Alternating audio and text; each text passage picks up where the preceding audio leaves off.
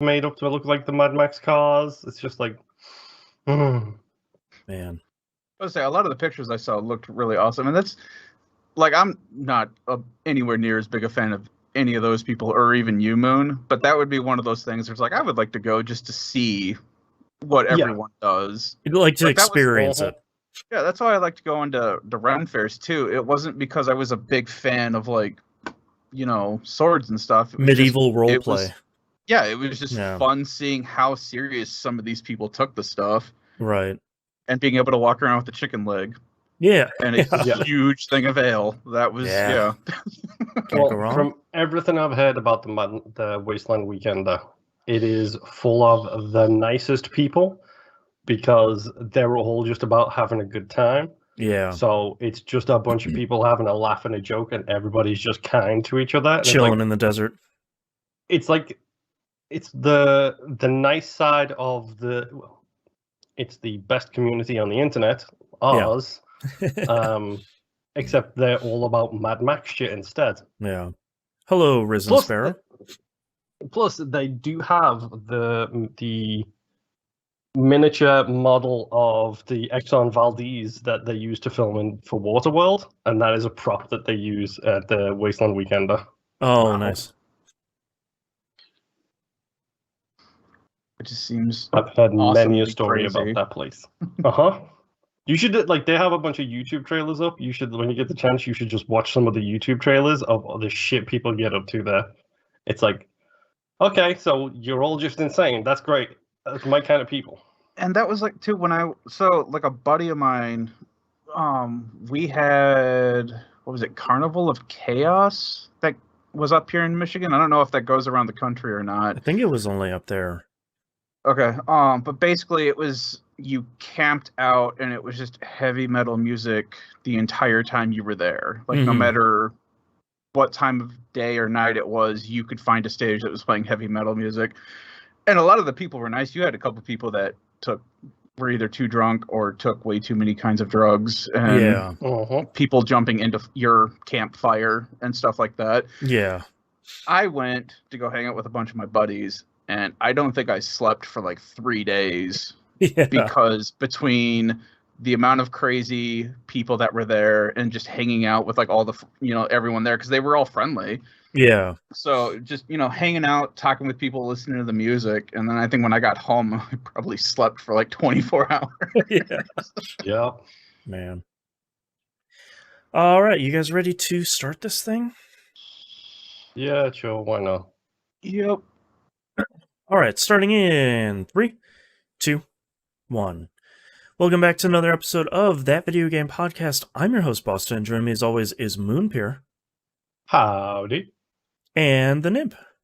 Hello. Patreon.com/E1M1. The ones and numbers.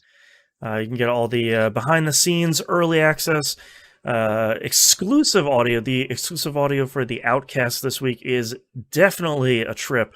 We talk about... Great fun. Hey, there you go. We talk about, I think, 4 or 5 different topics that could not be any different from each other.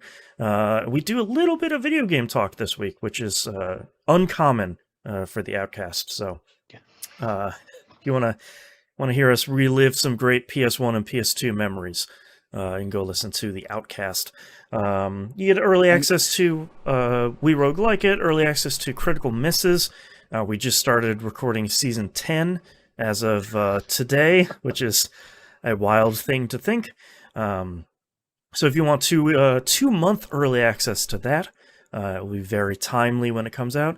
Patreon.com/E1M1. The ones and numbers. The $5 a month tier is a recommended one. That gets you everything. Anything above that is extra appreciated, and any money you can give us is appreciated, especially how tight things are. If you can't give us any of your hard-earned dollars, totally understand. Tell a friend, have them tell 2 friends, have them tell 3 friends, rate and recommend us, share us on social media. All that stuff helps a ton, and we greatly appreciate it. Get involved in our pyramid scheme. Yes, that's right. That's right. My multi-level podcasting pyramid scheme. You tell 1 friend, they tell 2, they tell 3.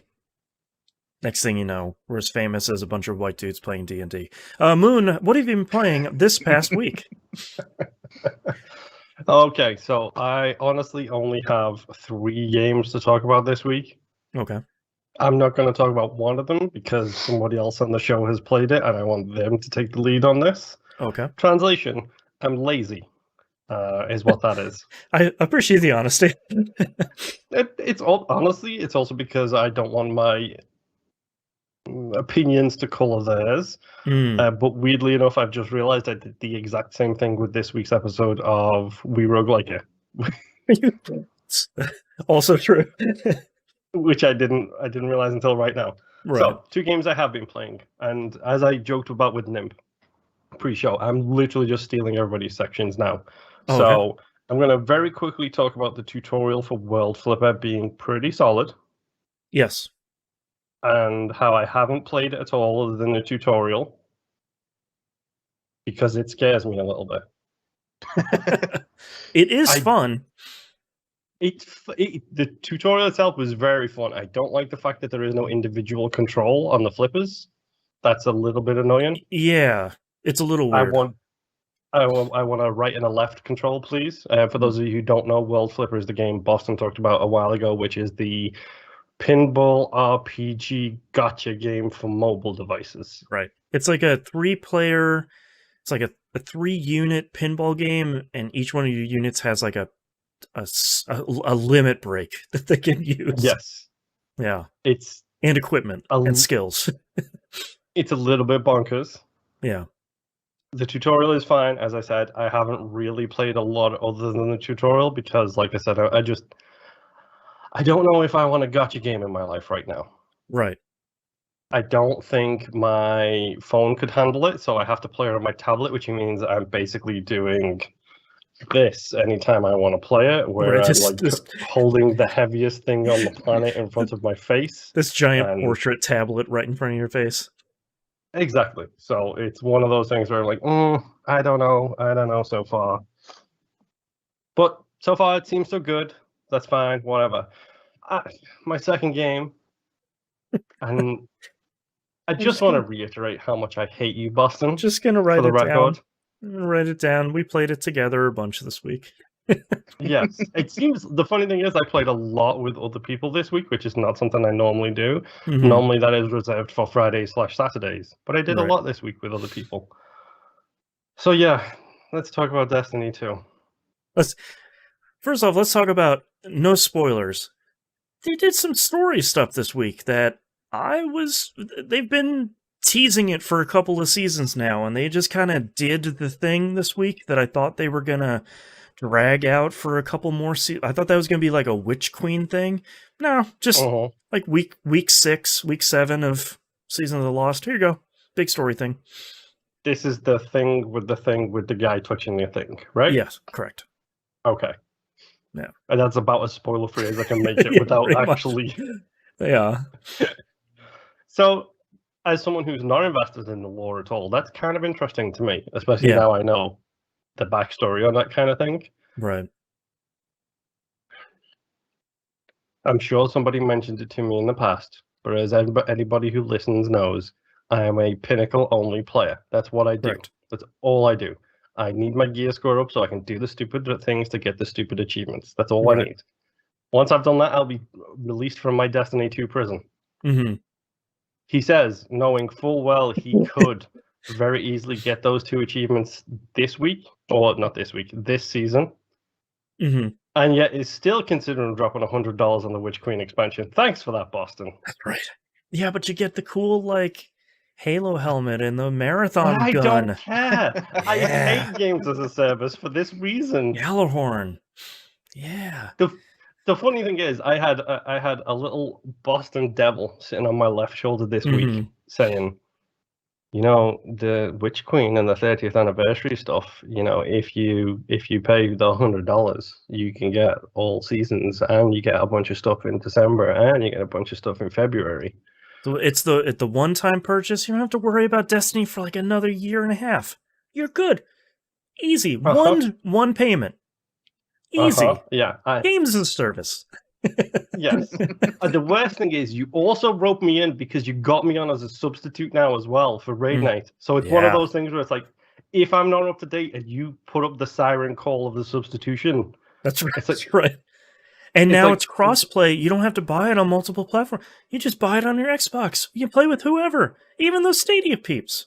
All four of them but ready for you. But what I'm saying is, you putting up the substitution thing and looping me into that madness Yeah. is like, well, now I have to keep my light level up just in case the siren song goes up. And then what Right. happens if they launch the raid and I'm like 45 light level too low? What would happen? Exactly. This is exactly why every time in the past, Boston's like, hey, we need another person for Destiny. And I'm just like, good for you, man. I'm really glad you're enjoying this game still. New phone. Who's this? Because now he's put that social contract on me that I need to play it to stay in touch with him, just so I can help him out when he needs it. So I'm doing him 4 different favors. What if someone leaves the raid group for some reason? What if they can't play Destiny anymore? What are you gonna do? Just step right in there. Remember? Here's my QR code for your activation of. That's right. Activation of the sleeper cell. I get my stuff and. Man, but we did go through a new dungeon this week. We did the prophecy dungeon. Yes. What did you think I've of never that? done before. Yeah. Terminology wise, it was confusing. Yeah. Which we had to clarify it on the spot. But mechanics wise, it's a really good mechanics based kind of dungeon. I really like the whole light versus dark thing, where depending on what you're exposed to when you kill the knights, you get different modes of light or darkness. So if you're in the dark, you produce dark. If you're in the light, you produce light. And then Boston was like, oh, and by the way, this is a darkness zone, so be careful. And it's like, wait, are you talking kill mechanics or death mechanics darkness? Right. Because that's a whole different thing. Yeah. Yeah, we actually I've never done it with just 2 people. We couldn't scrunch up a third person. So we got all the way to the boss with just the 2 of us, and we did really well against the boss with 2 of us, but that last encounter is just mean. And it's way easier with 3 people. We probably could have done it, but it would have. I ran out of time, and it was mean. In all honesty, my light level was still low at that point because we did that on Tuesday, I think, Tuesday or Wednesday. I think Something we did like it. that. Yeah. And my light level jumped another 10 light levels, 11, 12 light levels in the meantime. Yeah. I'm just saying. Yeah. I may or may not have had one of those Destiny weeks. Yeah. But it was fun to run through that dungeon because we've been at the beginning of the season. They put a bunch of old weapons in there, so we've been running it recently. It's been was it the Trials weapons? Trials of the 9, the old Trials mode from vanilla Destiny 2. So for those who don't know, that's also the PvP stuff where you need to get 9 consecutive wins to get the best crap. 7 wins on a card without losing, and you get to go to the Lighthouse, also known as the place I'll never see. That's end game PvP, which is intense. Yes, so now we can get those weapons in the prophecy dungeon. So we're gonna get there eventually. Yeah. But no, it was fun. It was fine. And then because I started playing that with you, I was like, well, Iron Banner's here. And of course, there's going to be a seasonal challenge for the Iron Banner stuff in the season quest challenges kind of thing, like the weekly challenges. So I checked it out. I was like, yeah, there is an Iron Banner challenge, whatever. So I jumped in and I literally played enough Iron Banner to complete my seasonal activities. Nice. And then in doing so, I ranked up my Iron Banner 3 times. So I had to go and talk to the guy, Lord Shax, is it, who does the Iron Banner stuff? Lord Saladin, Crucible guy, aka Lord Salad Bar. Okay, so I had to go and talk to him, right, and get increase my rank with the Iron Banner or whatever. And he's like, "Oh, by the way, Iron Banner also has bounties." Yes. I literally just played 2 days of Iron Banner, and now you're telling me there's bounties? But look, they're pinnacle bounties. And you're like, you got me. Exactly. That was the problem. Pull me back in. I accepted them all, and then I noticed that at the very bottom of all of them, it was pinnacle drop, pinnacle drop, pinnacle drop, and I was like, I guess I'm playing nothing but Iron Banner this week to try and get these bounties done so I can get my pinnacles, because I am a pinnacle only player. That is Right. what I do. So yeah, I played so much Iron Banner. It's unbelievable how much I played. Yeah. So yeah, I played a whole bunch of Iron Banner, a whole bunch of PvP. Shocked myself with how okay I was. I was normally middle of the pack, generally speaking, but Nice. when I'm getting killed by weapons which I don't know and don't understand where they shot me from, that's Right. kind of to be expected, really. And then I jumped into Crucible Control because that's also a seasonal weekly playlist. Right. Momentum Control, that's the one. Oh, heaven help you. Okay. Yes.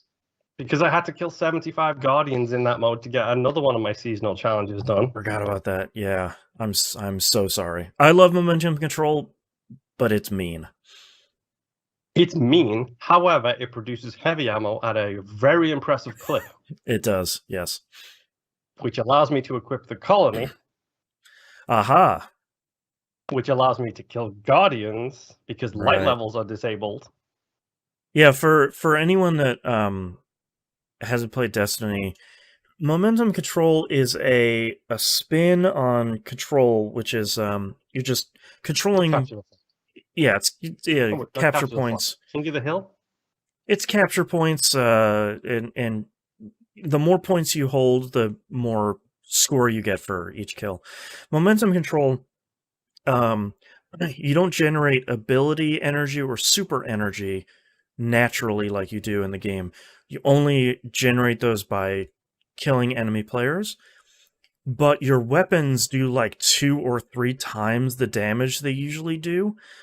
So it quickly turns into this thing, and you immediately respawn, so like you get right back in the battle. But it's a lot of like, got by this hand cannon. Okay, cool. Like I'll whip out something pretty similar and go on a tear. It's a cool mode, but in the sandbox right now, it can be pretty mean. Yeah, but like I said, I got colony kills, so mostly.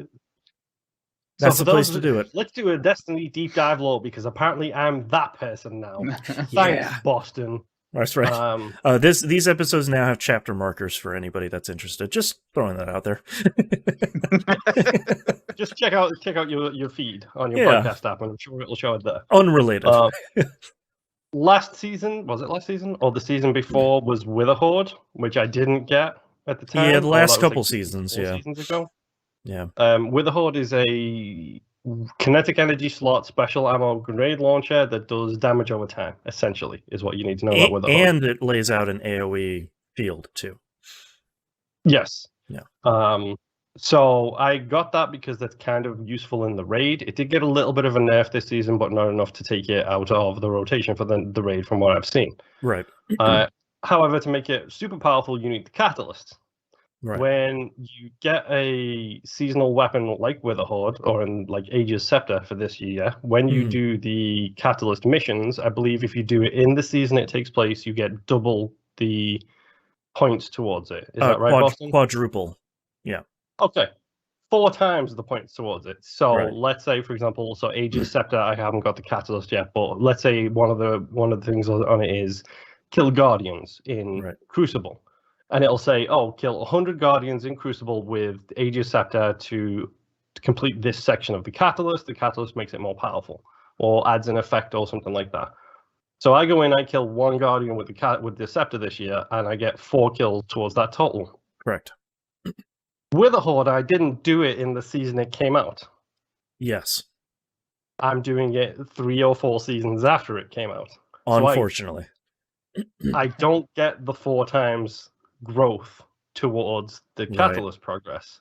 Right. Which means that I have to complete 300 playlist activities, which includes things like Crucible matches, like strikes, things like that. Yep. I needed to get 200 grenade multi-kills. Oh, boy. And I need to get 100 Guardian kills. So rough. And then, like... 100 Guardian kills with grenade launchers, I should say. Right. And, like, the part that's so frustrating about this is you can look at what 343 is doing with Halo. And I'm not sure if it's going to do this with Halo Infinite, but I know they do it with the Master Chief Collection, where you get to pick whatever season pass, battle pass, whatever you want to call it, that you put your experience towards. So if you are at the point where you want to get these cool cosmetics that aren't in the game anymore, that's not really a case for Master Chief Collection. You just say like, oh, I want to put all my experience towards Season 2. I'm going to work on that battle pass for now.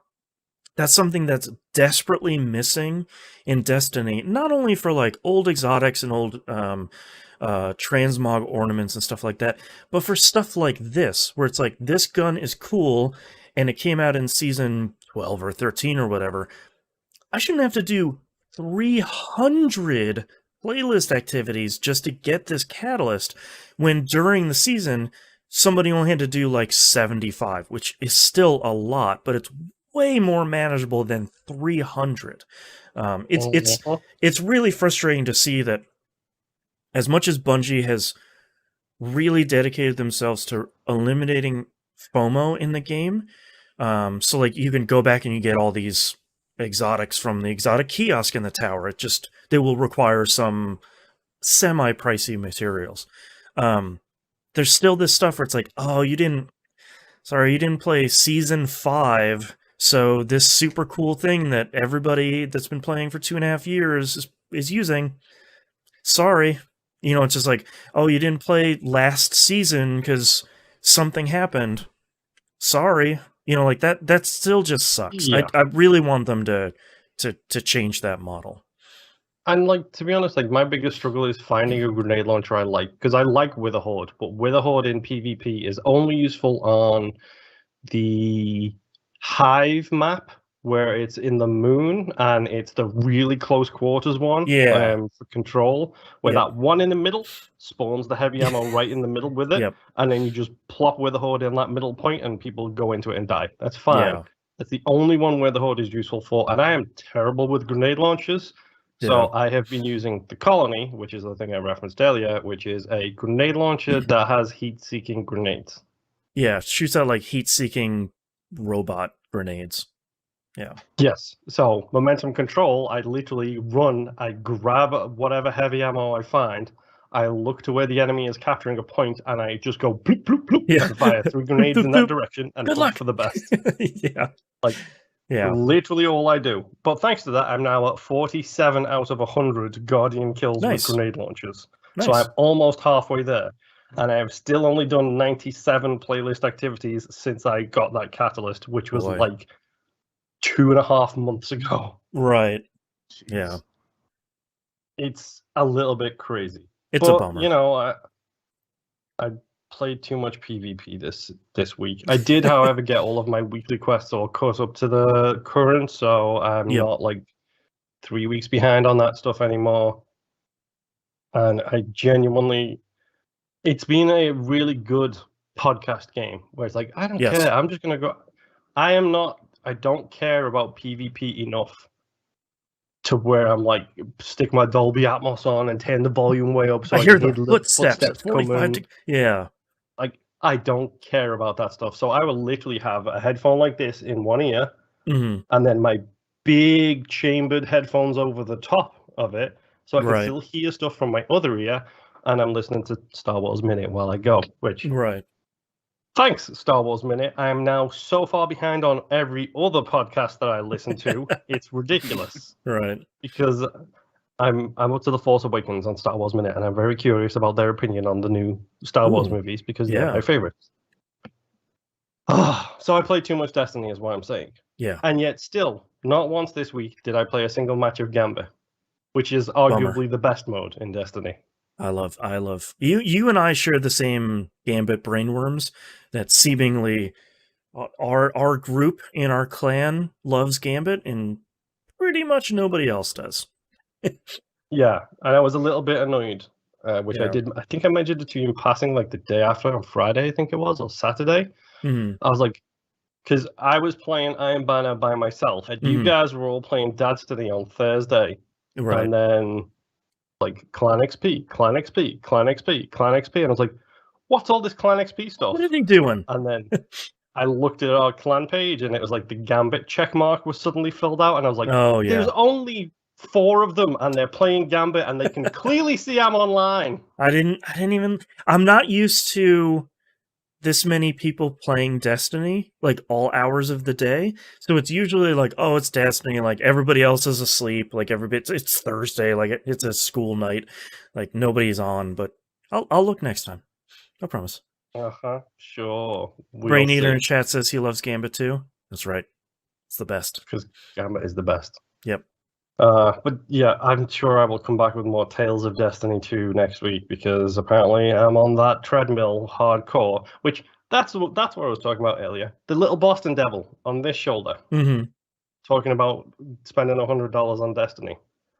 On this shoulder, I've got a little angel Brain Eater saying, dude, you're not completing any games because you're playing Destiny 2. That's right. Destiny 2 is the completion killer. That's why you've got no hard drive space. That's why you're not playing games with anybody else, because you're playing too much Destiny 2.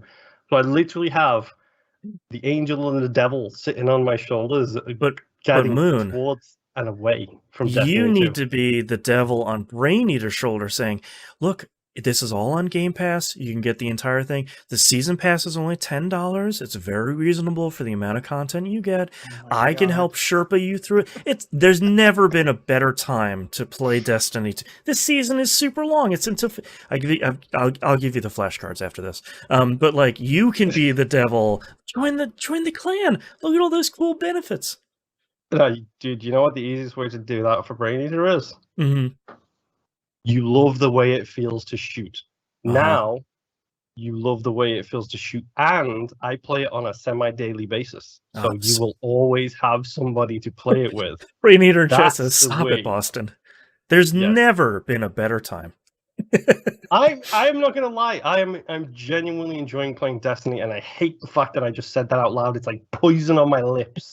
Like, I'm genuinely having a pretty good time playing it, and I know for a fact that if a certain somebody was to buy the season pass, I would very happily be willing to play it with him and help him with all of the new systems, because apparently I know them all now. Well, that's the double-edged sword of Destiny, and the bad edge is the sharper one, unfortunately. Is that Destiny 2, especially with crossplay, is really great to play with friends. Especially if they're just starting, it's like, great. We have about 400 things to do. They're all awesome. Let's go. Let's start doing this. Let's start checking all these checkboxes. The worst part is you sort of need that, because Destiny 2 at the beginning is so inscrutable that you sort of need someone like holding your hand and being like, this person in the tower does this. This person in the tower does this. Okay, you need this activity. It's on this planet. It's this type of icon. This is what champ mods need, etc., etc., etc. Like, you really need a Sherpa to get that foundational knowledge going. Bungie still hasn't figured out that onboarding experience that like other MMOs have really figured out. See, the easiest one the thing is people like Brain Eater. That's easy because they have all of Destiny 2's like first season already ingrained in their brain. You're good. They even have the stasis skill, so they played up to that point at least too. Perfect. You're good. Show them how to do anti-champ stuff, and you're good. Turn them loose. That's literally all he'd need to know is the anti-champ stuff, and that's easy enough. Hey, let's do some missions and unlock those in your compass, and then you'll be fine. It's right. Easy. Unlock the first column, you're good. Rob, it sounds like you might want to block Moon after this. That's right. Turn off the show, block Moon. Yes. Yeah. I will have to text you for getting together with other games. But you know, it's Destiny. It's fun. And I'm not gonna lie, I have thought about saying to him, you should really get this season pass so you can play it. Yep. But I say that so I have somebody to play with on a regular basis, because your schedule is about as messed up as it can be, like Boston, like. And you're available. I also own it on Xbox because I have Game Pass, so we've got 3 people there, three-person parties. Interesting. Doing the math. And like he gets the free the free Prime Engrams of the free Pinnacles from joining the guild too. So you know. Alternate What do you say? Millhouse. There we go. I'm not. I'm just saying that if one certain brain eater decided to get the season pass for Destiny, or anybody else in the community Mm-hmm. felt like getting the season pass for Destiny and happened to be playing it on Xbox, I'm not going to say you shouldn't. I'm also not going to say you should. But if you chose to do so, Right. You I chose would to join the clan.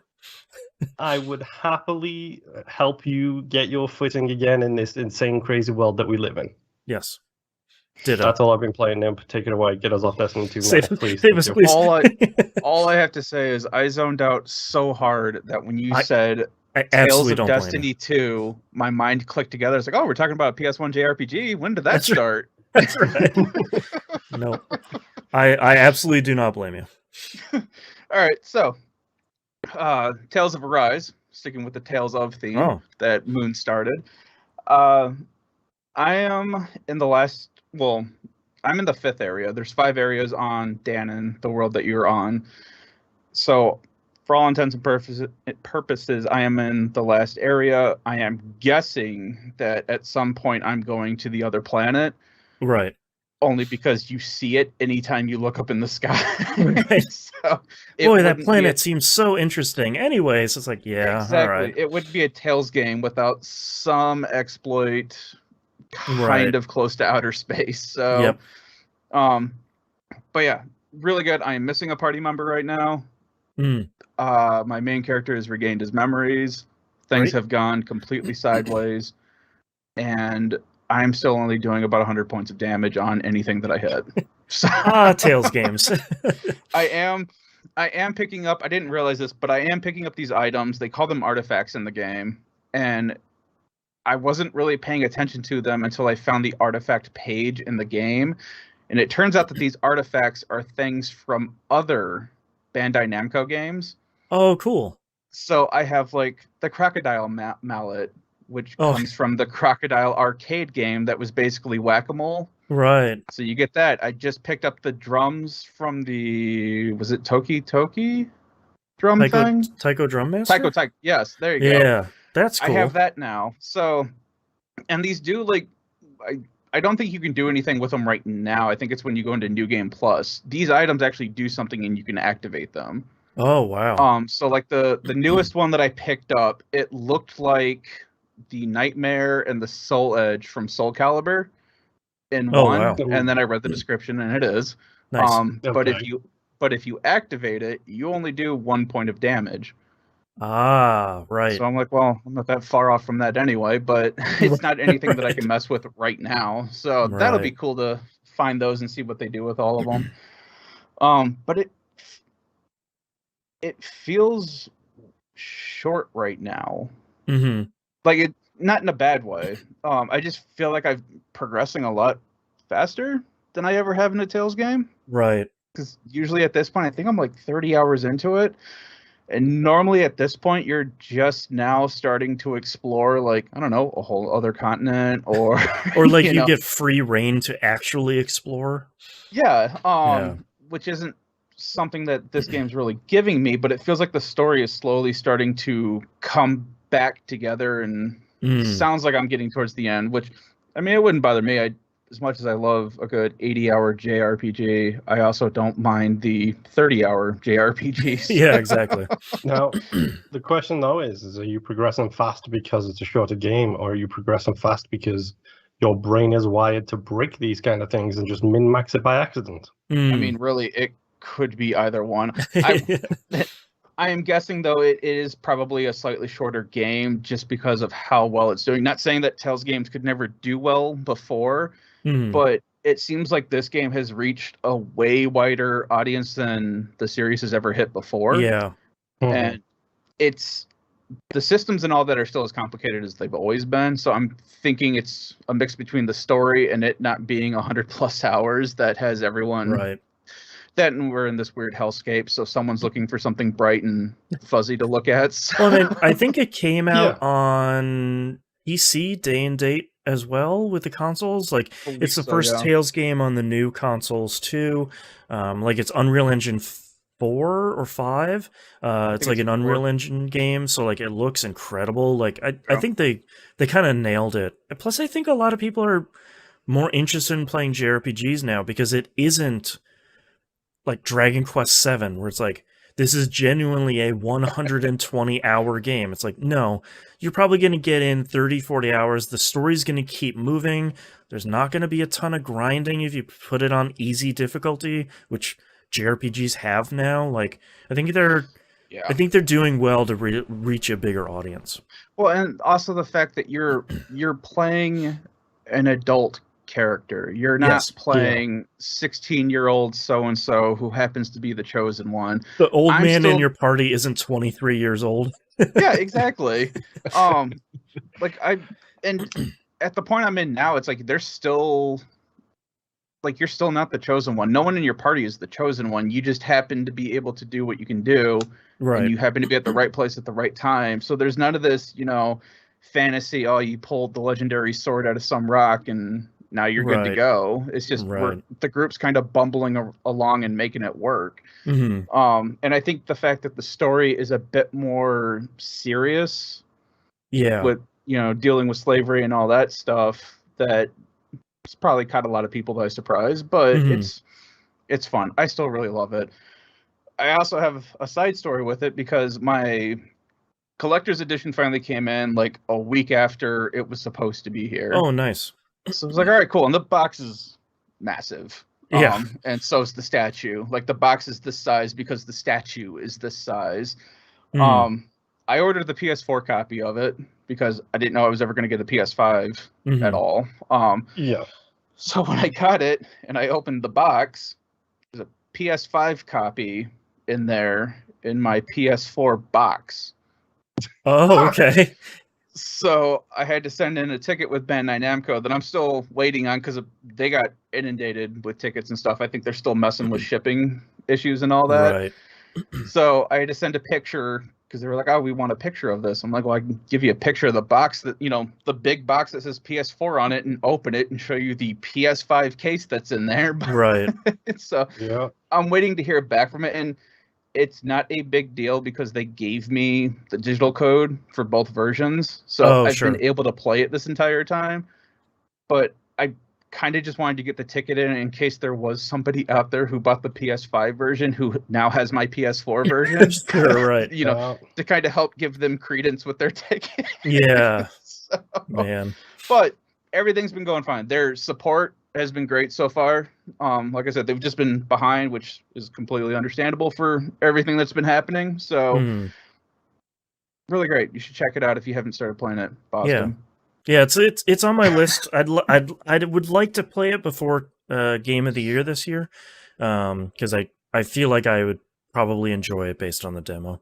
There's another game that I want you to play because I want to hear your opinion on it. Oh yeah, and you know what it is. I don't. Just came to Game Pass. I am Scarlet Nexus. Oh, I know. I saw it came to Game Pass and I was like, oh, okay, I guess that's where I'm going to be playing it. Okay.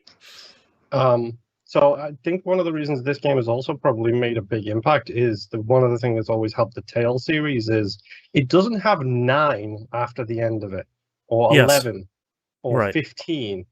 If you didn't know better, Tales of Arise is a brand new IP and a brand new series. Yep. Yeah. But it's really cool. Next game that I briefly checked out was Astria Ascending. I tried to. Yeah. So I only played, I think I only did like a half hour of this. I did the first mission. I'm now in the sewers of the town, and that's where I stopped. Okay. And so that it's a also JRPG. happened to be when I checked Discord and saw that Boston was having issues, and then I responded back, I haven't had any issues. I went to go fire up the game, and the main menu, like the splash screen where it's like, press a button, accepts 0 button inputs. So I will try to restart my console. Is it definitely accepting 0 button inputs? Because one of my favorite things about Dark Souls is it says press the hamburger button. And if you press any other button, it does nothing. You have to press the hamburger button, which No, tells you exactly what type of game Dark Souls is. No, it just says press any button, and no button on the controller will do anything. Oh, so okay, so your controller's missing the any button. I get it now. Yes, yeah. I didn't buy the this Elite. is a you issue. No. Yeah. I just haven't had time to like sit down and restart my console to try and do it, because like that fixed the issues I was having with Art of Rally. It's like, yeah, just close the game, restart the console, and then you're back on it. So I gotta try that. Yeah, I mean, so far I haven't had any issues with it. Looks great. Looks a lot like Dragon's Crown, and I wasn't nice. expecting that. Right. Kind of the artwork, yes, but also the way some of the characters are portrayed, where the first two feline beast women that I meet are big-chested, thin-waist, and barely wearing anything. Oh, no. Which I don't have an issue with. Other people probably will, but either way, still seemed like a fun game. I didn't have any issues with it, which kind of shocked me when Boston was like, "Yeah, it won't play." Yeah, like it won't function. It's like, oh, okay. I did also, as soon as I saw that, I did turn my Xbox back on, checked it out, still didn't have any issues. Weird. So okay, it's just may just be a you issue, or like I said, I may turn it on again later, and all of a sudden my controller doesn't work with it anymore. Yeah, we'll find out. Oh man. The next game that I was checking out, Marvel Avengers. This came to Game Pass as well. Mm-hmm. I wanted to pick this up so that my son and I could play co-op. Right. Turns out that the co-op for this game takes place after the main story of the game. Oh. So the intro of the co-op completely ruined the intro of the campaign. Oh man. Yay. It's hit after hit with this game. Yeah. This does seem to have all the DLC. Oh good. I've got Wakanda, I've got Hawkeye? something with the Hulk, and something with Hawkeye, and there was like a fourth one, I think it is, that it keeps telling me to go check out. I'm like, no, I don't want to, but whatever. I'm glad it came with all that stuff, though. Yeah. So the campaign seems to be the only thing that is single player. Okay. Which is weird. There are some optional missions within the campaign that you could select that are multiplayer, but everything else in the main campaign is single player. Okay. Once you move on from the main campaign to do the other stories, that's when it's 1 to 4 players and all that fun stuff. Okay. So my son and I are working through beating the campaign. Excuse me. Even though we can do the co-op at any point in time, I kind of told him, it's like, hey, let's, because we already had one thing ruined for us, let's kind of blow through the campaign real quick. It's only 10 to 11 hours. There's supposed to be something that we get for beating the campaign that we can use with our characters that helps you out in co-op. So we'll work on getting that, and then we'll play co-op, and apparently co-op just kind of continues the story from where the campaign ends. Okay. Interesting. So we'll do that. Camilla is a fine character. Mm-hmm. I don't mind playing her. Oh, Kamala? What was her name? Kamala Khan? Yeah. I thought I heard someone say Camilla. Mrs. Marvel. But, yeah. Marvel, yeah. Ms. Marvel. Yes, Ms. Marvel. Sorry. She is fine. However, it is getting kind of annoying how excited she is about every little thing. Do you know her whole thing is she is like a massive fangirl? So I understand that she is a massive fangirl. However, in this last mission that I just did, she sees a video of Nick Fury. At this point, Nick Fury is dead. Non-spoiler, Nick Fury is just about dead any other time, and he shows back up just fine. So, whatever. Yeah. So we get this message that she finds from Nick Fury before he dies. We watch it. It's kind of somber. It's, hey, this is what you need to do. Here are the protocols you need to give to a sub-director to help rebuild S.H.I.E.L.D. After we watch this somewhat somber video, she gets super geeked out that she saw a video with Nick Fury in it. Oh, sure. And I'm like, man, you need to tamp this down a little bit because dude is dead, as far as Right. you know. And you But saw a video she's that also wasn't even like, talking to you, it was talking to an Avenger. right. She's also like, yeah, he's dead. Wink. Yeah. But outside of that, though, it is kind of funny watching her geek out about a bunch of stuff, but at some points it just seems kind of weird that it's like, dude's dead and you're geeking out about this right now. Right. So, Right. But combat and all that stuff, it plays fine. I don't have any issues with it. I'm trying to think. I don't think my son and I came across any other, because I had heard that there were some in-game issues that a lot of people were running into. Mm-hmm. It seems like at this point a lot of that's been patched out. Yeah, they've been working pretty hard to iron all that stuff out. Yeah, or it's so minor right now that I'm not even registering it as an issue. Right. The biggest issue my son comes across is the fact that it takes him like a good 5-6 minutes to load into the game. Oh, and boy. Of course I'm just like, oh, a minute later I'm in. Right. So, Oh, he is man. not happy with that. Right. But yeah, that's about it. It's a fun game. Yeah. I mean, it's not anything I would write home about, but I Yeah. also, because I wasn't a part of when the game came out, I don't know exactly what everyone was mad about, but right now I don't really see why everyone was so hot and heavy with this game. Mhm. So From what I understand, the campaign single player side of this is fine. It's actually a pretty solid story. Everyone was mad about the fact that they advertised it as a single player game and then threw in all of the microtransaction BS gotcha games as a service stuff at the back end of it. They stopped okay. Which is the co-op mode. Yeah, they stopped paying attention after it was first announced, and they're like, all right, I'll play an Avengers game. And they missed like the next couple of announcements where it's like, yeah, it's gonna have some season passes, it'll have DLC, it'll have like an in-game store, it has cosmetics. People were like, yeah, cool, Avengers game. It's like, you missed the part you didn't like that they talked about.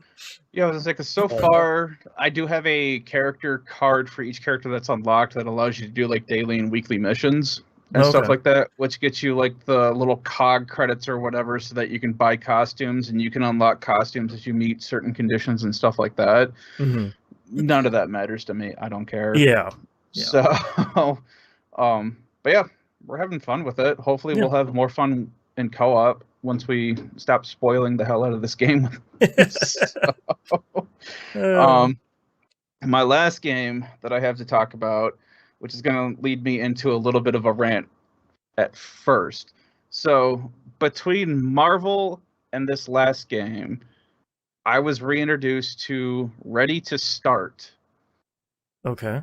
Now, yeah, for people who don't know what I'm talking about, Ready to Start is when you start to download a game, you get this little notch in the download bar that says, hey, at this point, you can start the game. Yeah. Wink. Yeah, this is stupidly useless. It's a lie. Yeah. So for Marvel in this other game, when it gets to that point, I just kind of clicked on it just to see what happens. Because I remembered back in the day, you were supposed to be able to start the game and start playing parts of it when it like gets go to through the this tutorial point. while it downloads and like. Right. Out of curiosity, was both Marvel and this unnamed game that I know nothing about, are these both one of those ones where it puts you to the title screen and then gives you a download bar and says, this is how long it's got? Yep. It's even worse. So, and this has also happened with other games in the past. This system has never worked, and I don't understand why this is still a thing. Right. Which is why, like, Microsoft's cloud investment is so interesting, because, like, what they're talking about is, like, while this game is downloading, you can be playing it already with cloud streaming, while this, like, 200 gig thing can be downloading in the background. It's like, that would be great. Like, I would just love to fire up Avengers, start playing it, and then eventually it's like, oh, we downloaded it in the background while you're playing, like, now you can play it locally. It's like, great, cool. Or even, I'm fine with not being able to play a 120 gig downloaded game until it's complete. Sure. Yeah, just don't lie to me. Don't give me the ready to start option. I downloaded 20 gigs. You're good. Skit. Yeah. Oh, you have the 20. You're good. Let's go. So that's a new thing that I found that I hated. Yeah. The new game that I'm going to be talking about is Dying Light. Oh, right. Yes. Yes, I baited it, and it worked. A little bit, yeah. So Well, once Moon it did mention downloaded, this- yeah.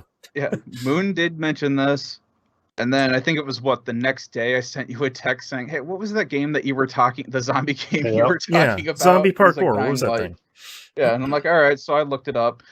Currently, for the what is it called? The silver edition. They don't have a standard edition right now. They've got like a silver and then like a platinum. Oh god. Silver's $29, platinum's $49 right now.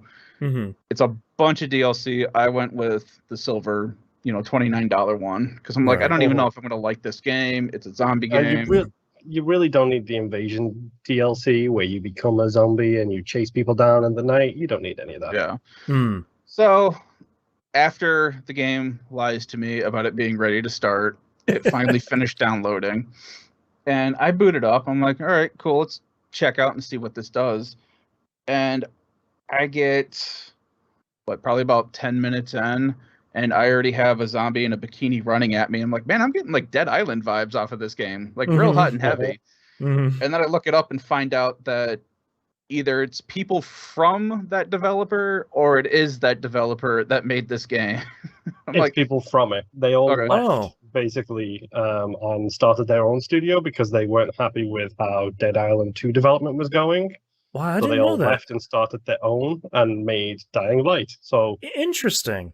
yeah. it's and spoiler alert, Dead Island 2 still hasn't come out. Yeah, and they're Dying gonna- Light 2 Yeah, is they're gonna, right around the corner. they're gonna put out 2 Dying Light games before Dead Island 2 comes out.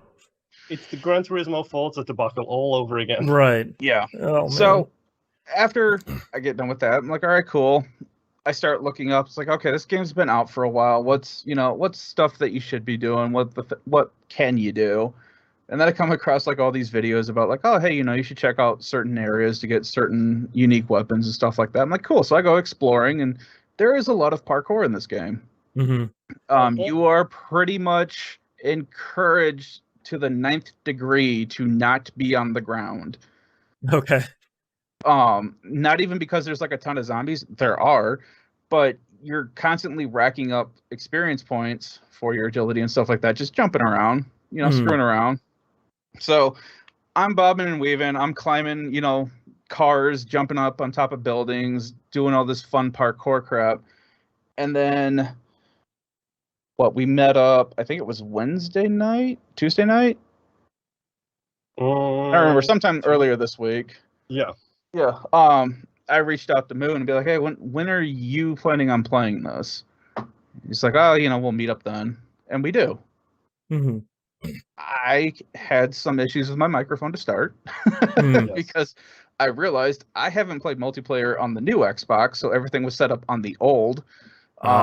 Later found out that my headset was not properly adjusted volume-wise for me, and the game was hella loud, so I could barely hear Moon and Rob. So, but we're playing co-op. Turns out that, your co-op, what missions I do with them are completed missions in my game as well. So anything I do with them completes in my world when I go back into single player. Anything I pick up and do with them, I bring back with me if I continue on in single player. Okay.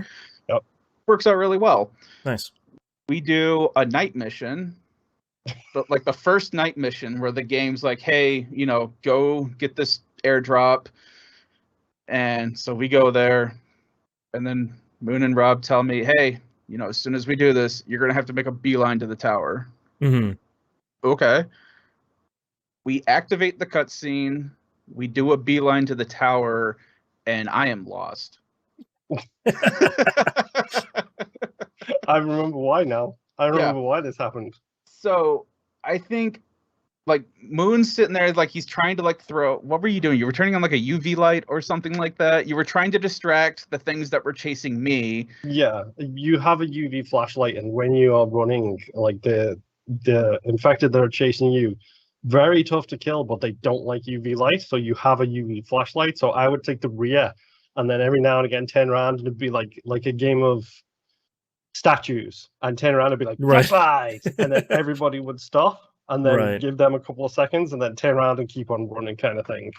So that's how it started, where I was in between Rob and Moon, and at some point, they were off on their own thing, and I was off on my own thing, and I'm trying to figure out what's going on. And then I happened to mention, man, it is stupid dark out. How are you guys able to see? And I think it was Rob that was like, "You have a flashlight." And you're "No, like, you don't." oh. And he's like, "Click this button." I click it. My flashlight turns on. I can Great. see. This entire time I was running through this town and it was pitch black. Couldn't see where I was. It gets going. Blair Witch levels of dark. I was going to say, yeah. So I made it to the tower. Nice. Yeah, that sucked.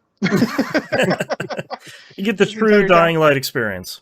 Yeah, I had Moon. Like, dude, I believe in you. I believe in you. It's like, well, now that I can see where the steps are at, yeah, I can get there. But man. So that was our first night. Our second night, we played Saturday night. And now that I'm better acquainted with the controls and stuff like that, we kind of just screwed around, did some missions, and we ended up finding guns. And we ended up, Rob and I, annoying Moon because we wanted to play with our guns. Moon didn't have one, and we were making all kinds of noises with said guns. And I'm running around with my shotgun and a pistol, and Rob had some assault rifle that I'm still annoyed that he got, and the rest of us got screwed on because it looks really cool. But by the end of that match, I finally got up to Survivor rank 12, and just as we were wrapping up, I was like, oh, hey, I have the grappling hook now. I just need to go grab it from the quartermaster, which I'm standing right next to, so now I have a grappling hook. So now I get to play with that for parkouring. Yeah. Which is, from what I am told, is basically when the game turns into you playing Spider-Man in a zombie world. Right? Yep. So I'm having a lot of fun. Officially, when I get that will be officially the furthest I've ever gotten in the game, by the way. Oh, really? Oh, nice. Yeah, because I never got the grappling hook before in this. Jeez. So yeah, I'm going to take that out for a test drive at some point, but it's probably going to end horribly because we were also doing all kinds of, not stunts, but we were testing the limits of how far we could jump. And a lot of us biffed it off the same car, apparently, trying to get away from something. Because I realized when we were halfway through the mission that we were all surprisingly at the exact same, what was it, like 62% health or something like that? Roughly that, yeah. How that happened. Jeez. And then just us not paying attention. We all unlocked this thing where we can vault off like zombies. Well, you can also vault off each other's backs. And I went to go jump over a wall, realized that it was a far jump, a far drop, so I stopped. Moon, unfortunately, didn't get that little window of opportunity because he vaults off of my back, gets even higher air than I got, and then realizes, oh, there is nothing there. He Yoshi'd you. Yup. So it's a lot of fun, crazy, just screwing around, and oh, hey, we happen to save some people. Yeah. Nice. It's shockingly good how great and how much stupid fun that game is. Like, it's not hard when you're playing with other people. I know when I played it by myself, and it was difficult to play by myself. Yeah.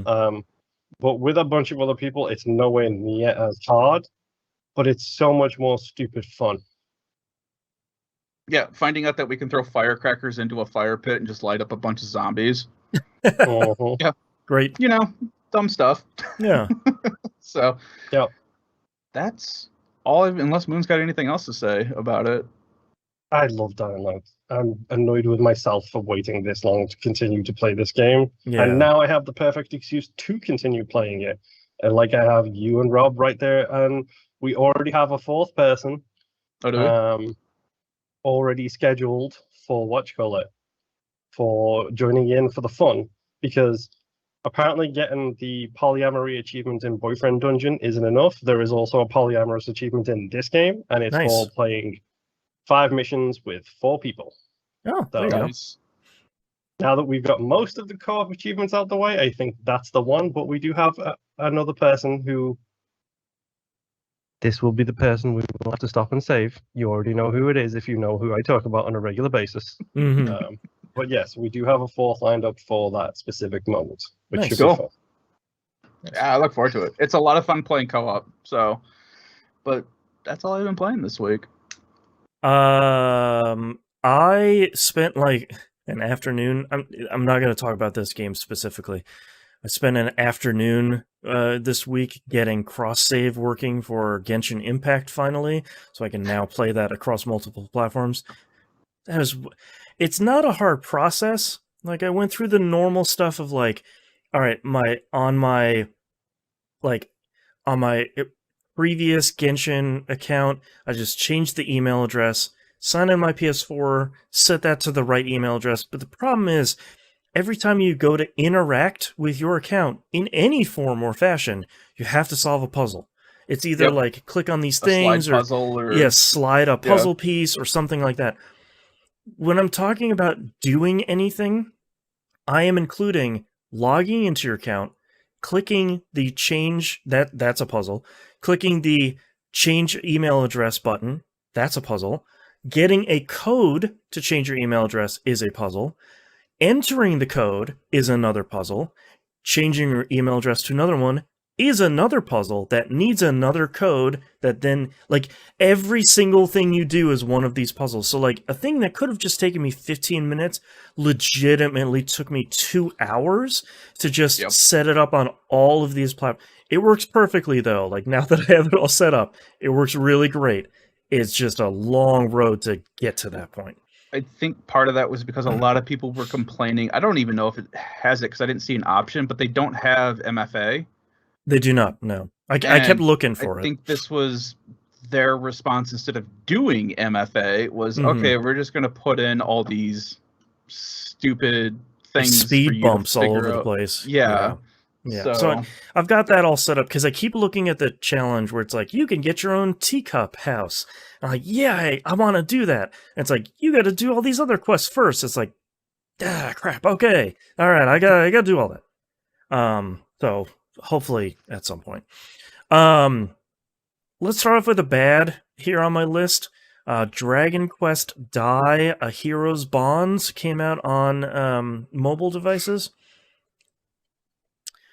It's probably the first game I've played in a really long time that I didn't finish the tutorial on. I was expecting, like, when you looked at Dragon Quest Tact, that's a tactical SRPG. Like, that is, I understand that out of the gate. What I didn't expect for this game is basically Temple Run with Dragon Quest. So it's the 3 tracks. There are enemies on each track. You're swiping to switch between tracks to attack like slimes and bats and stuff like that. It's not fun to play, and the tutorial features an incredible amount of story to the point where I am like skipping cutscene after cutscene because it's like multi-minute long dialogue things about what is just a Toriyama fight. Like, if you've watched literally any anime he's made, it's just that. So I go through like a boss fight, and then I finish it, and you go through the same boss fight again. And then the thing that broke me is you go through all that stuff, you see all these cutscenes, and then you have to answer a survey to get to the main menu of the game. So I like go through this survey of like, have you heard about Dragon Quest Dai before? And I was like, no. I thought it's an anime? I thought this was just this game. All right, no, I'm just going to keep answering. No, I have never heard of this thing. And then as soon as you get in the game, it's like, let's do your gacha pulls. I was like, I'm out. Bye. see you later. Not gonna do this. I'll just go back to playing World Flipper. Thank you. So cannot recommend that one. Gave it as much of a try as I could, but boy, that's a real rough one. I was talking to Moon before the show. I fired up Lemnis Gate and chickened out because I didn't have like the mental capacity to play the tutorial this week. I really want to get to it this week. I think it's a thing that I will enjoy, but I know I'm going to have to pay very close attention to that tutorial, and I just have not had the mental capacity for that yet. I did play Sable. I have started that. I played for probably about 30 minutes or so. Still looks incredible. Still not sure how I feel about the frame rate of your main character in that game. Everything else moves at like a steady 60 and your character does not, for what I'm going to assume is artistic decisions. Not really a problem, just sort of odd. It's weird. I really like what happens to the game when it turns to nighttime. Essentially, the whole game goes grayscale, except for the lines of the world. So it's this really cool effect that kind of like washes all the color out of the world, and then all of it slowly fills back in as the sun rises, and it sort of slowly bleeds out as the sun sets. It seems really cool. You go through a tutorial of like escape from this temple, ride this little jet bike thing around, and get all the controls down. And the next thing was follow your compass over to this temple. Went in there, climbed it up, got this thing that lets me kind of float. It gives you, your open world parachute essentially. And I'm like halfway through that temple right now. But so far it seems cool. Seems like a neat thing. Sounds great. Music is great. Looks cool. Like it's a cool thing so far. So I watched my son play it, and I have it downloaded. I just haven't had a chance to check it out. And from watching him play it, it looks cool. He really enjoys just being able to drive the motorcycle thing. Yeah. And just go off in a direction. So yeah, it seems like a cool like open world exploration adventure actiony thing. So that is sort of up my alley. So I'm excited to play more of it. Last game this week, probably one of my larger surprises this year, Hot Wheels Unleashed. Tell me about this, please, because I was this close to buying this after IGN gave this a 9 out of 10. Yeah. They're probably not wrong.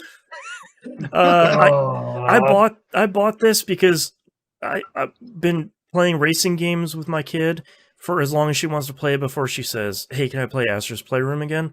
And I saw this and I was like, from the trailers, this looks pretty good. I might. This is the most likely racing game to have a kid-friendly mode in it. It's $50. Let me give it a shot. Does not have a kid-friendly mode, which is fine. What it does have is surprisingly tight driving. For a Hot Wheels game. It looks incredible. It has really good HDR implementation. It's 4K 60 frames. Each one of the cars looks really good, to the point where it's sort of like, okay, this looks like a sparkly Hot Wheels car. This is surprising. Very early on in the game, it gives you what appears is the operative word here, what appears to be loot boxes, and you crack them open and it gives you a Hot Wheels car, and I was like, all right, now I see what this game is. You go into the menu where you can crack those things open, and it's like, yeah, man, it's 500 coins. Do you want to buy one of those things? So I try to buy it, and it's like, you don't have 500 coins. I was like, okay, you gonna sell me one? And Hot Wheels is like, nope. No. You have 500 coins and come back, man. You have 137. I was like, get out there and earn it. Yeah, and I was like, oh, okay, cool. So I go into the I'm fine with loot boxes if they do it like this. Yeah, like play the game to get the currency to open the loot boxes. Yeah, like don't try and upsell me about any of this stuff. So I go into like the first option in the menu, which is like Hot Wheels Neighborhood or something, and it essentially is like the map from Super Mario Brothers 2, except each node is a race. Okay, and cool. In the upper hand corner, it's like you have 120 races left, 4 boss fights, 3 survival modes, 7 endurance races, and I was like, okay, great, cool, let's do this. And like you finish it. Depending on how you do, it gives you just a whole boatload of coins. It gives me this other currency that I don't quite know what to do with yet. Sometimes it's just like, yeah, here's like 3 loot boxes. Go open them somewhere. And it's all like the first couple of races are you're racing in what's the Hot Wheels basement essentially, which is a place that you're unlocking cosmetics for to decorate the basement, like the walls and the furniture and stuff, that you then do races around. So you're doing like races around on a track of like the feet of the pool table, and you're going underneath your couch, and you're going over this table and stuff like that. Like, this just makes me think of Micro Machines, and I it's loved Micro Machines. It's a little bit like that, where like the tutorial has like you're going through loop-de-loops and you're getting boosts and checkpoints and stuff, and here's a purple spider that's shooting webs on the course, and if it hits you, then it slows you down for a couple of seconds. I was like, oh, hey, cool. Like this is all shockingly really good, and it's a lot of like, all right, I finished that race. I am excited to do another race in this Hot Wheels Unleashed game, which is genuinely shocking. And I'm looking forward to spending some time with it this week, which is wild. So Hot Wheels Unleashed seems pretty good in a way that is probably going to be one of 2021's biggest surprises. And then there's also a whole course editor mode, where it's just like, here's a whole bunch of Hot Wheels tracks and enemies and fire-breathing dinosaurs and stuff. Make your own course. It's just like, okay, cool. You got all the stuff that you need. So let's play a Hot Wheels game. So tune in next week for hopefully more time with Hot Wheels Unleashed, which seems genuinely very good, surprisingly. But also, this is another one where there's like 3 different versions. I bought the cheapest one for $50. Like the next one is like $70, but it comes with the first season, like the first car pack, and the next one at like $90 comes with everything. It's like I'm not spending $90 on this video game. Thank you very much. Nope. So I don't know what all that stuff is going to be, but seems good so far. Fingers crossed. It's wild. But that's all I've been playing this week, so let's take a break. Yep. Oh, man. All right. I'm going to take a break. Yeah, me too. Right back. No, it's only me. No. Why is it only me? Why is it just me? No, but seriously, I need to do some cleanup of my drives real badly. I'm running out of hard drive space on everything, apparently. I need to spend like 2 weeks just, cleaning stuff out, apparently. Because that's what I do. Or rather, I don't do.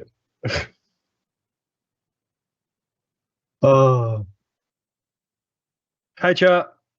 How are you, chat? Any title suggestions from the chat?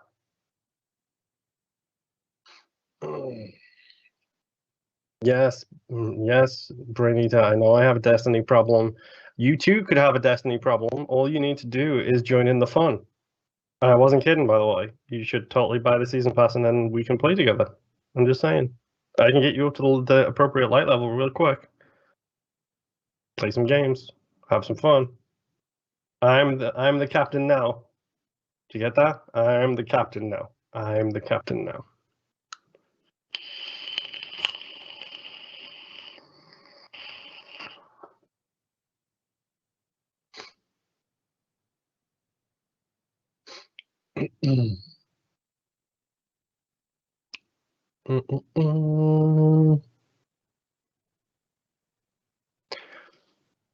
Ow.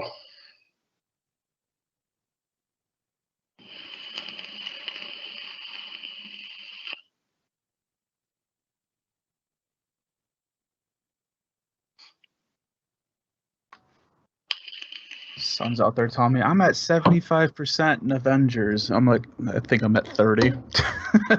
Yeah, dude. Oh, man.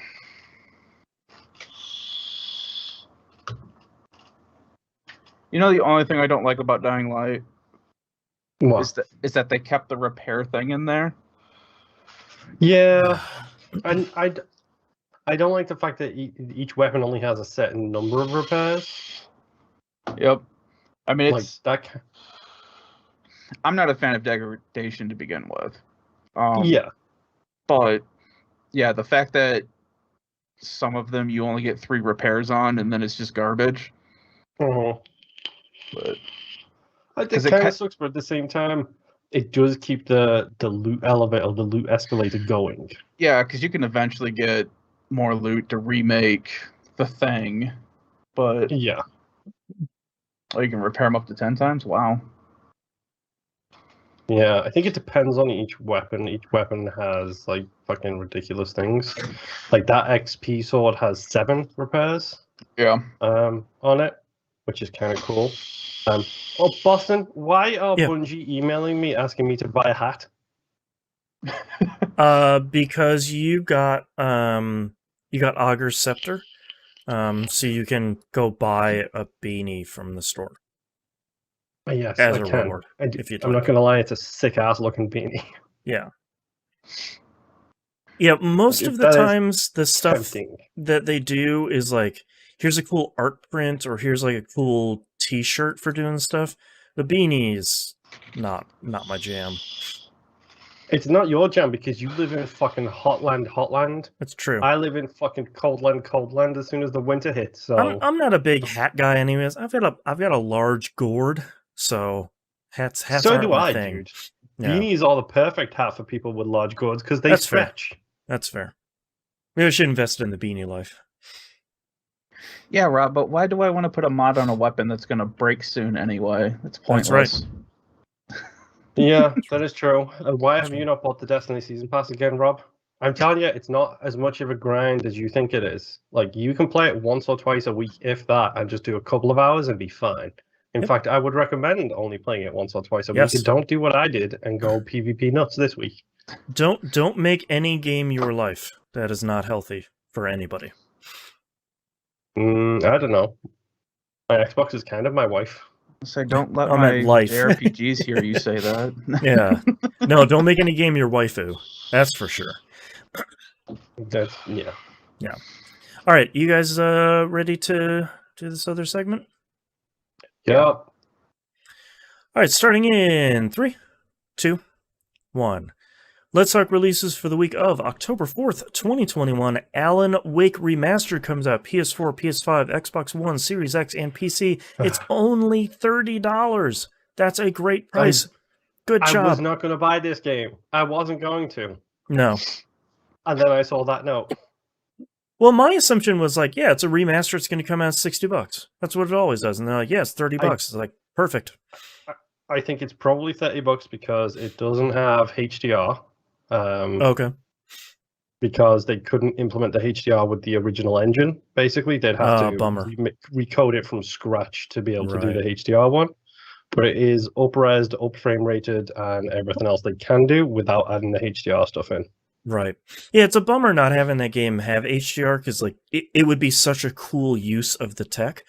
But like, I would rather them work on something new than remaking Alan Wake from the ground up. Alan Wake's a great game, but like, let's keep moving forward. Mm-hmm. Definitely. Next game here, BPM Bullets Per Minute comes out on PS4 and Xbox One. It's guess who's buying another game this week? Yeah, BPM is really, really good. I'm curious to try this out on console to see if I'm better. I suspect no. But we did a series on this. We did a month with this on We Roguelike It, and it is I'm bad. I'm a bad garbage person playing this game. But it is very, very good. I highly recommend it. It seems like they put a bunch of content in it pretty recently, so it's even more good stuff. Yeah, BPM's great. Hell Let Loose comes out on PS5 and Series X and S. Seems like this is kind of quietly simmering on PC as kind of the next big shooter. And I think it needs one big push. I feel like if New World hadn't come out, this might be the next big thing. But it seems like it's pretty well positioned to take off anytime now. I think a lot of people have been waiting for it to come out on consoles, and it's here. So as long as it runs pretty well, it seems like it'll do all right. It's Unreal 4. Looks like it's based on the western eastern fronts of World War II at the platoon level. Don't say the word platoon, because then you start like making me think of Mag. Mag. Yeah, bummer. Next game here, Jet the Far Shore, comes out on PS4 and PS5.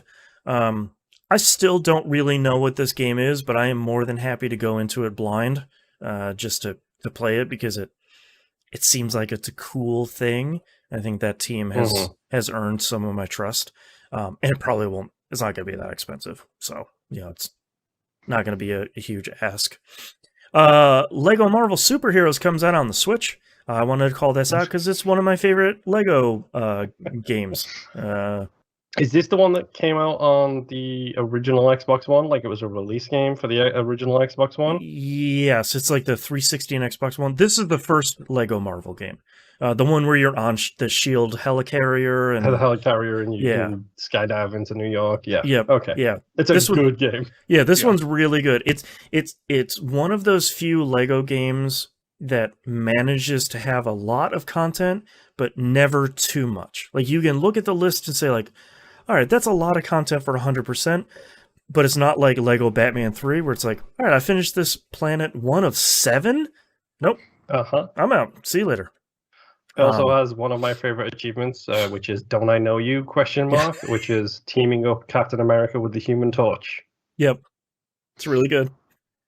Nickelodeon All-Star Brawl comes out on PS4, PS5, Xbox One, Series X, Switch, and PC. If you haven't seen this, this is Smash, isn't it? Yeah, but like a full-on legitimate actual fighting game, like with wave dashing and rollback netcode. Like it's a serious thing, but it just also happens to feature some real monsters in it. There's a lot of people excited for this that I was surprised to hear that they were excited for this. Yeah, it took me a little bit of time to kind of understand why people were non-ironically excited for it, but the developers have made like an actual genuine competitive modern fighting game with rollback netcode, which is like the most important thing. It looks like an incredible thing. Like, so yeah, I don't remember who's developing it though, but this might be their first game, but I think it's a lot of people that are well known for making a lot of other competitive fighting games. So yeah, and I like how you led the thing with our real monsters or whatever it's called, and not I don't know, SpongeBob SquarePants. I mean, only '90s kids would understand. Cat Dog, like we got to get the real cuts in there. Or Reptar from Rugrats. I know Reptar's a really good cut. Powder Toast Man is in there, I think, as well. Like they made some good choices in there.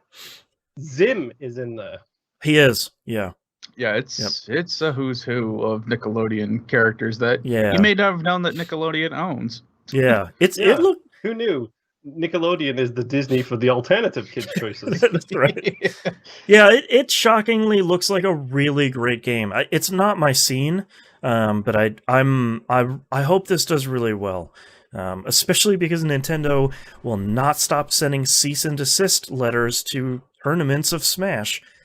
Nickelodeon All-Star Brawl has a real good chance of just being the cool, like, hey, everybody's playing this fun fighting game that turns out to be a good thing as long as the C&Ds can stop. The chill Smash. Yeah. Art of Rally comes out on PS4 and PS5, which I'm very excited for because that's a really great game, and I will play that again on another platform because it is great and it is chill and difficult. Dude, those trigger controls in that game, I'm curious. Yeah, let's see if they do some haptic stuff. Yeah. Anything. Yeah. I've been really happy. Most developers have done like the I forgot to mention the Hot Wheels Unleashed haptic feedback, the triggers do the resistive thing, and they use the speaker in the controller really nicely. So they kind of use the whole thing, which is nice. Cool. A game that I genuinely forgot was coming out, Far Cry 6, comes out PS4, PS5, Xbox One, Series X, Stadia, PC, and OS X. How can you forget this is coming out, considering the advertisements for that game are everywhere? I think because I don't care. I feel like it's like when we've been talking about the Tales games. I'm gonna play like 1 in 4 or 5. So like 1 comes out, I'm like, I could play another Tales game. I'm nowhere close with Far Cry. Like the last one I played and enjoyed was 4. I liked 4 a lot. Don't care about Primal. Don't care about 5. Don't care about the spoilery 5 expansion. I need another couple of games before I really care about Far Cry again. Unless this one is like fundamentally different, but come on, it's not going to be like it. No. Yeah, like I would rather spend my Ubisoft open world time capturing towers in Assassin's Creed Valhalla, which I still haven't finished. So I'd rather go back to that than go into another giant open world tower capturing Ubisoft game. Because they're all the same. I like them. They're all the same. I know what they are. So you're playing the one with guns or the ones with blades. Right. Yeah. Right. Metroid Dread comes out on the Switch. Surprise. Yep. Thought didn't think this was coming out for a while. I feel like I had this and Forza Horizon 5 flipped, because Forza Horizon doesn't come out until November. And I thought they were switched. You know, very similar games. So I'm really excited for this. The previews have all said that this is a genuinely very tense, at times pretty scary game, which we don't get with Metroid a lot. I think the last one was Fusion. That was like genuinely very tense. So I'm pretty excited about this. And Mercury Steam makes really good Metrovania games. So I think it looks pretty cool. Very excited. We'll see. Yeah. Tetris Effect Connected comes out on the Switch. As Enhanced Games has said, it is a full Tetris Effect game. There's nothing. They haven't removed anything. They haven't taken anything out. It's that whole thing on your Switch. So if you have not yet played Tetris Effect, you should really go do that. It's on, I think, everything now at this point. I believe so. And if you are an imbuer of alternative substances, you should probably really play it with that too. Yeah. Maybe not in VR, though. That might be too much. Yeah. Yeah. But it's still on Game Pass, I believe, on Xbox. It is. Yeah, I don't think it's on PC Game Pass, but don't quote me on that. And last but certainly not least, Super Monkey Ball Banana Mania comes out PS4, PS5, Xbox One, Series X, Switch, and PC. This is like a greatest hits plus of Monkey Ball. And I think when I saw the numbers on this, they were like, how many levels are there? And I was like, if you don't count the extra levels, there's like 525. It's like, okay. Goodness. Is this the one that Donkey Kong is in? I think so, yeah. That was the GameCube one? This one has Morgana from Persona 5 and like Kiryu and like the Monster Rancher yellow monster from the cover. Yeah, like Kiryu is in it. A bunch of Sega stuff is in this. Yeah, it's wild. There's a lot of stuff in this game. It looks good. Hello Kitty's in this one too. Yes, she is. Forgot about that. Yeah, there's only a couple that are like paid DLC. I think those Hello Kitty and I think Morgana are paid DLC. But isn't that looks Sonic cool. in this one too? Oh, almost guaranteed. It's Sega, so probably yes. Yeah, like Sega's gonna. The ship from Parodius is gonna be in there somewhere. Like they got all of them. All right, let's talk about our news story this week. Netflix purchases their first game studio, and they purchased Night School Studio. You might. So, Boston, Yes. how scared are you right now? Yeah. I mean, so if you don't recognize Night School Studio, that's the Oxenfree and Afterparty devs. No terms were announced, which is, I guess, not uncommon, but usually we're sort of used to saying, like, yeah, we just spent like $200 million on it, no big deal. Both companies, of course, put out their usual press release. Oh, we're so excited to work with each other. It's such a natural fit. Absolutely nothing will change, which is like, 2 weeks before the layoffs start. I don't know. I feel like of any company for Netflix to buy, Night School Studios seems like the most natural fit of a team that's sort of putting out like modern point-and-click adventure narrative games. Because that's sort of how Netflix has been veering with their...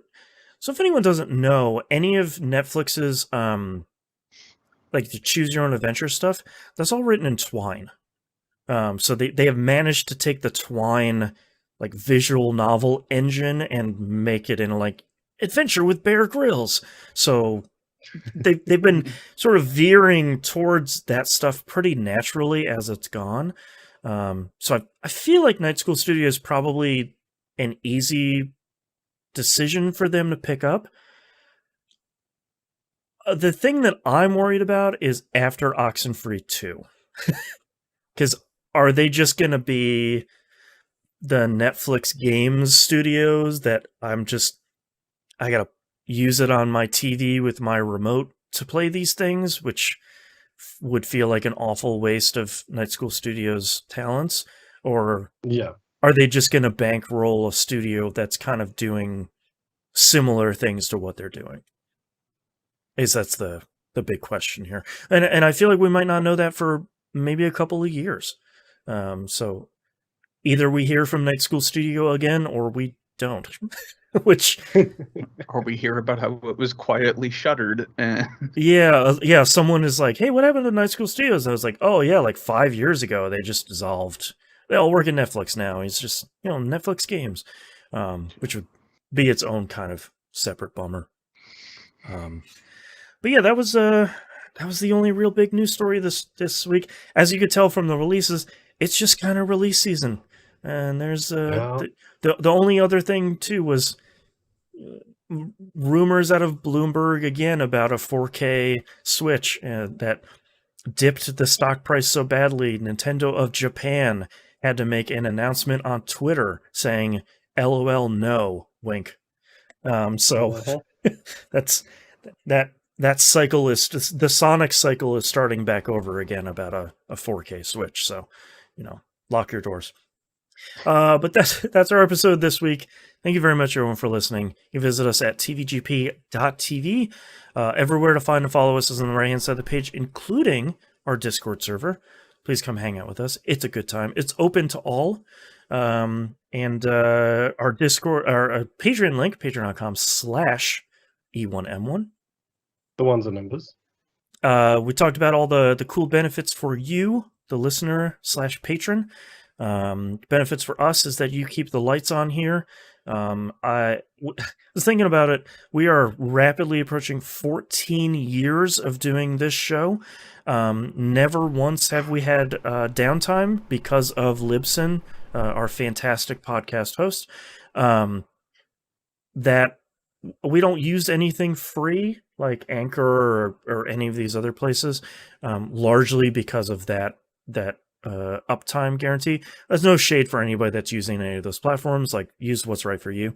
But that stuff doesn't come cheap, especially with 3 shows being up there. So if you want to know where all your money goes towards, I'm very transparent about where all that money goes on the Patreon page. Even if you're not a patron, you can see where all that stuff goes. If you're a patron, we genuinely and sincerely appreciate it. If you're not, like we talked about at the top of the show, sharing it and telling your friends and linking on social media is the easiest way to get people or to grow any website, whether it's a podcast or not. So, if you like something we do, please share it. That's a huge help for all of us. And thank you very much everyone for listening. We'll see you all next week. Bye. Bye. Bye. What do we have for titles? I only wrote down one. I barely have anything. I've Okay. got Lord Salad Bar and You Love the Way It Shoots. Lord Salad Bar is actually pretty good. Moon, what do you have? The Place I'll Never See, Lord Salad Bar, Ploop Ploop Ploop, Gambit Brainworms, Missing the Any Button, Don't Lie, and The Chill Smash. I have Translation, I'm Lazy, and Lord Salad Bar. Lord Salad Bar was on all three of our lists, so I feel like that's a natural front Kind of runner. has to take it. Yeah. I'm okay with that if you guys want to do that one. Yeah. Okay. I'll circle it. Let me know when you're ready. 1 second. I am ready. I have to Google something real quick. Don't mind me. Do you need like a Destiny lore? I was gonna say, looking Consultant? at the Destiny Nope. wiki. Something else. Okay. Okay, I'm ready. All right. Starting in 3, 2, 1. This is That Video Game Podcast, episode 728 for October 4th, 2021. Lord Salad Bar. Leafy greens are full of iron banner. Could you direct me to the island of Thousand? All right. Both of those were pretty good. Two thumbs up. All right. Thank you very much, everyone, for joining us. Whether you're listening, you're watching live, whether you're watching the archives, appreciate it. I hope we'll see you all next week. Bye.